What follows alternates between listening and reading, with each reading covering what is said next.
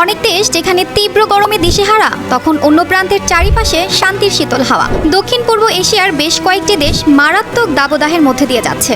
গরমে হাঁসফাঁস জনজীবন ও প্রাণীকুল। স্বস্তির বৃষ্টি কবে নামবে তাও প্রায় অজানা। কিন্তু আফগানিস্তানে ঠিক তার উল্টো চিত্র। রুক্ষ ও মরুর দেশ হয়েও আবহাওয়ার দিক থেকে পৃথিবীকে তাক লাগিয়েছে তারা। দেশটির অধিকাংশ অঞ্চল জুড়ে পর্বত ও মরুভূমি দ্বারা আবৃত, যেখানে গ্রীষ্মের আবহাওয়া গরম ও শুষ্ক থাকার কথা, অথচ সেখানে বইছে শীতল হাওয়া। এটা কিভাবে সম্ভব?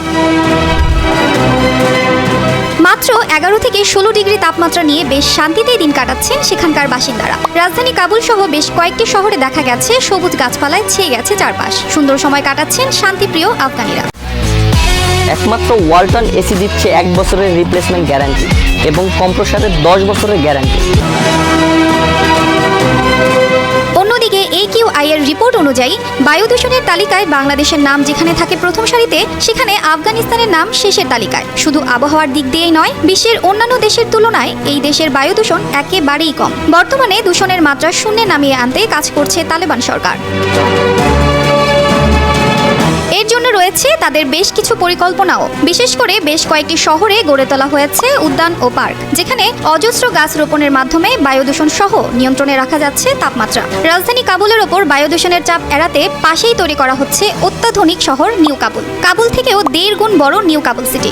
সেখানেও পরিকল্পিতভাবে তৈরি করা হয়েছে উঁচু উঁচু ইমারতের পাশাপাশি পর্যাপ্ত পানির ব্যবস্থা, শত শত গাছের উদ্যান, যেন ভবিষ্যতে এই শহরে আবহাওয়া ও বায়ু দূষণমুক্ত থাকতে পারে। আফগানিস্তান প্রাচীনকাল থেকেই এশিয়ার একটি গুরুত্বপূর্ণ অঞ্চল। বহু প্রাচীন বাণিজ্য ও বহিরাক্রমণ এই দেশের মধ্য দিয়ে সংঘটিত হয়েছে। শতাব্দীর পর শতাব্দী ধরে বহু লোক আফগানিস্তানের ভেতর দিয়ে চলাচল করেছেন এবং এদের মধ্যে কেউ কেউ সেখানে বসতি স্থাপন করেছেন। প্রায় 2 দশক পর 2021 সালের 15ই আগস্ট আফগানিস্তানের রাষ্ট্র ক্ষমতায় আসীন হয় তালেবান সরকার। আপনি যখন কাবুল আন্তর্জাতিক বিমানবন্দরে পৌঁছাবেন, প্রথমেই যে বিষয়টা আপনার নজরে পড়বে তা হলো ইমিগ্রেশনে পাসপোর্টের সিল লাগানোর দায়িত্বে থাকা কালো পোশাক আর মাথায় বাদামি স্কার্ফ পরা নারীদের। অথচ মাত্র 1 বছর আগে এই বিমানবন্দরে দেশ ছেড়ে পালানোর জন্য মরিয়া আতঙ্কিত মানুষের যে স্রোত তৈরি হয়েছিল, সে চিত্র এখন বদলে গেছে। এখন এদেশের মানুষ পরম শান্তিতে বসবাস করছে। কে ভেবেছিল এই লাগাতার যুদ্ধ লেগে থাকা দেশের মানুষ এতটা শান্তিতে বসবাস করবে?